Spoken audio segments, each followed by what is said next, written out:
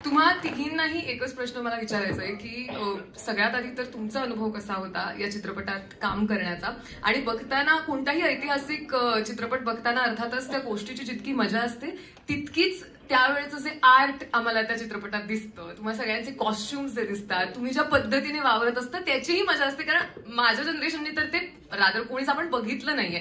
तुम्हाला ते करताना किती मजा आली, आणि एखादा असा किस्सा जर तुम्हाला कोणालाही शेअर करावा असं वाटलं तर प्लीज. थँक्यू ज्ञानेश्वरी. सर्वप्रथम या ट्रेलरला बघून एवढी एनर्जी आली आहे ना आतमध्ये, असं वाटतं की एकदा आपण गजर केलाच पाहिजे परत. छत्रपती शिवाजी महाराज की जय, छत्रपती संभाजी महाराज की जय. वा, आता मजा आली. मी त्यापासून अशीच गप्प बसले, ते मला मजा येत नव्हती. पण धन्यवाद संदीप दादा आणि त्यांची पूर्ण प्रोडक्शन टीम, तुषार पूर्ण डायरेक्शन टीम, आणि राहुल नेवासे जे वन मॅन आर्मी होते आम्हाला त्यांच्यापर्यंत पोहोचवण्यासाठी. आणि सगळ्यात आधी तर खूप धन्यवाद की मला राजमाता जिजाऊंची भूमिका साकारायची संधी मिळाली या चित्रपटामध्ये. खरं तर माझं नशीब चांगलं, नशीबवान आहे मी. मला ऐतिहासिक भूमिका करायला खूप आवडतात, पण नॉर्मल भूमिका तर करतच असते सिरियल्समध्ये किंवा इतर चित्रपटांमध्ये, पण राजमाता जिजाऊंची भूमिका साकारणं ही खूप मोठी जबाबदारी होती. आणि ती पेलण्यासाठी मला तुषारनी पण खूप मदत केली. आणि ही भूमिकाच इतकी सुंदर लिहून आली होती की राजमातानेच शिवाजी महाराजांना घडवलं, त्यांनी संभाजी महाराजांना घडवलं. म्हणजे खूप मोठी जबाबदारी महाराष्ट्राची होती. एवढे मोठे शूरवीर तिनं घडवले.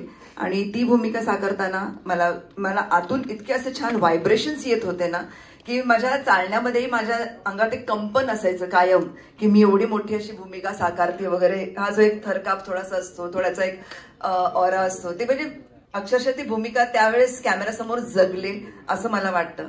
आणि अनुभव म्हटलं तर तेच आहे की प्रत्येक गोष्ट, आता ते छोटेसे शंभू बाळ जे होते त्यांना हँडल करणं खूप कठीण होतं. खरं तर ते खूप असे छोटेसे होते ना, अगदीच नासमज होते, पण त्यांना हँडल करत तरी जिजाऊंचं एक ऑरा ठेवून आणि त्यांना सांभाळणं, मग त्यांच्यामध्ये ट्युनिंग निर्माण करणं, त्यांच्याशी इतर वेळेस कॅमेरा व्यतिरिक्त त्यांच्याशी खेळणं, गप्पा मारणं, त्याला आपलंसं करणं, हे पण एक वेगळी जबाबदारी असते एक कलाकार म्हणून.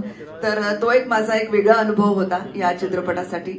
आणि निश्चित एवढ्या मोठ्या भव्य दिव्य सिनेमाची मी एक मैं किरदार हूँ, इसके लिए मुझे बहुत अच्छा लग रहा है. और ये मराठी और हिंदी दोनों लैंग्वेज में रिलीज हो रही है, इसका भी बहुत अभिमान है मुझे. और यस, मैं सभी को यही कहूंगी कि ये सिनेमा आपको थिएटर में जाकर देखना ही होगा और इससे बहुत बहुत सीख मिलेगी. और ये तो सिर्फ एक पार्ट 1 है, पार्ट 2 का भी जरूर इंतजार कीजिएगा.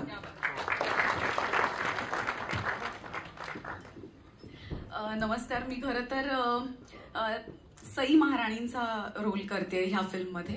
अक्षरशः एकच सीन आहे माझा, पण तो सीन करताना सुद्धा मला म्हणजे मला असं वाटतं की ऐतिहासिक फिल्ममध्ये म्हणा किंवा मालिकांमध्ये म्हणा कुठलंही कॅरेक्टर असलं, म्हणजे अगदी ज्या काय म्हणतात दासीचा जरी रोल असला ना तरी त्याला महत्व होतं. ते त्या काळात घडून गेलेले कॅरेक्टर्स होते, पात्र होते. त्यामुळे माझं असं म्हणणं होतं, जेव्हा तुषार सरांचा मला फोन आला होता की तुम्ही कराल का सईबाईंची भूमिका, कारण एकच सीन आहे, तर माझं असं म्हणणं होतं की कुठलीही भूमिका असली ना तरी मला ह्या फिल्मचा भाग होण्यात अतिशय आनंद आहे. तुम्ही जे द्याल ते मी एक्सेप्ट करते आणि मी करेन. मला खूप आवडलं. त्यांनी खूप सिन्सिअरली आणि खूप प्रामाणिकपणे मला सांगितलं की ह्यापेक्षा जास्त खरंच नाहीये, की असं आपण म्हणू की 2 सीन शूट करतोय आणि दाखवताना एकच सीन, असं काही नाही. एकच सीन होणार आणि तोच दाखवला जाणार आहे. तर मी म्हटलं की काही हरकत नाही, मी करेन. आणि एवढ्या सुंदर फिल्मचा मी एक भाग आहे याचा मला अतिशय आनंद आहे. मराठीत हिंदीमध्ये दोन्ही लँग्वेजेसमध्ये ही फिल्म रिलीज होतीये, त्याचा आणखीन एक दुप्पट आनंद आहे. आणि गाणी सुंदर झाली आहेत. मोठमोठ्या कलाकारांबरोबर मला काम करण्याची संधी मिळाली आहे. भार्गवी बरोबर खूप आधी केलं होतं काम, पण पुन्हा एकदा तिच्यासोबत मी एक सीन केला, त्याचा वेगळा आनंद.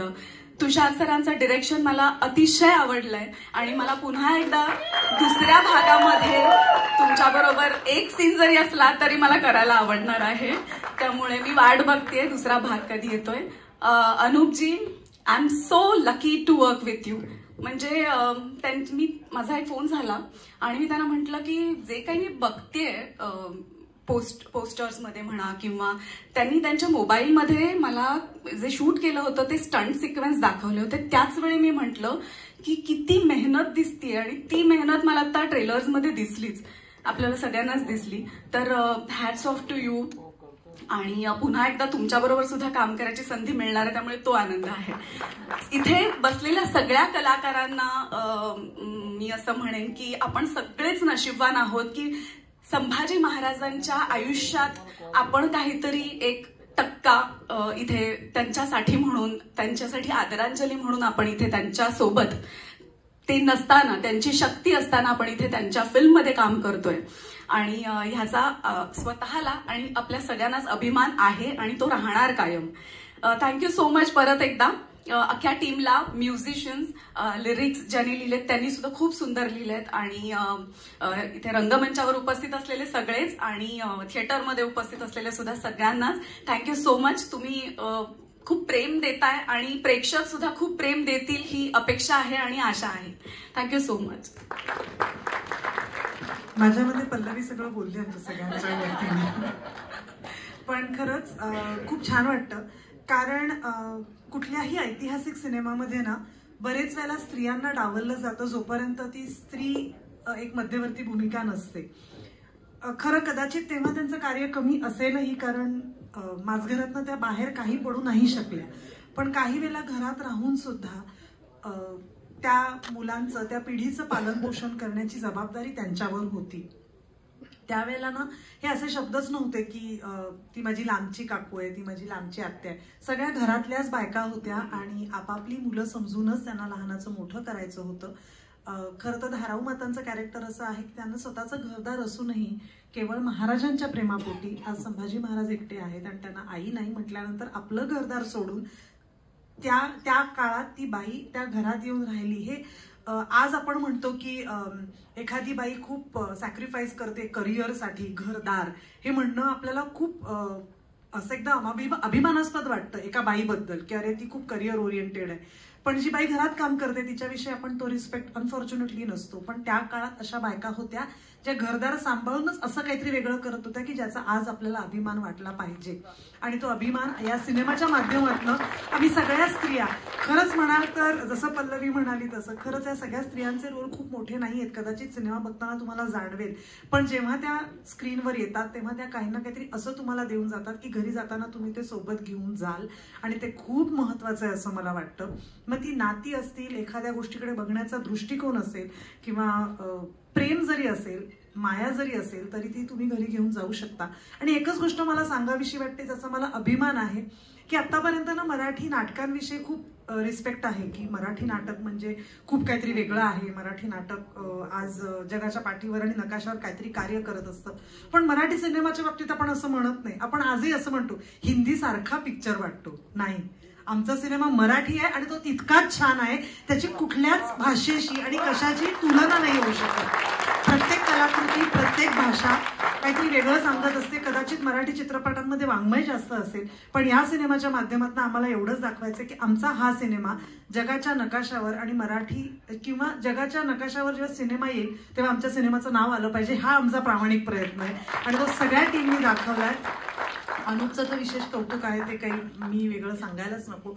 पण मला असं वाटतं अनुपनी हा रोल करण्यासाठी त्यांनी जे मॅनिफेस्ट केलं, त्यांनी जे सांगितलं ते त्याचं मॅनिफेस्टेशन झालं. पण ते करण्यासाठी सुद्धा त्यालाही खूप लोकांनी मदत केली असणार, अगदी घरच्यांपासनं, त्याच्या ट्रेनरपासनं, सेटवरच्या सगळ्या माणसांपर्यंत. तर मला असं वाटतं अगदी स्पॉट दादांपासनं अगदी प्रोड्युसर्सपर्यंत सगळ्यांना, आम्हा सगळ्या कलाकारांकडनं थँक्यू आणि धन्यवाद. आणि हा चित्रपट जेव्हा तुम्ही चित्रपटगृहात जाऊन बघाल तेव्हाच तुम्हाला त्यांच्या आयुष्यात, पर्सनल आयुष्यात काय घडलंय आणि त्यांनी कसं त्यांचं आयुष्य काढलं, हा भाग 2 आहे, तो बघण्याची उत्सुकता ठेवा आणि ते आशीर्वाद कायम राहू द्या. ती छोटी माणसं असोत नाहीतर मोठी, आशीर्वाद हे कायम महत्वाचे असतात. Thank you so much.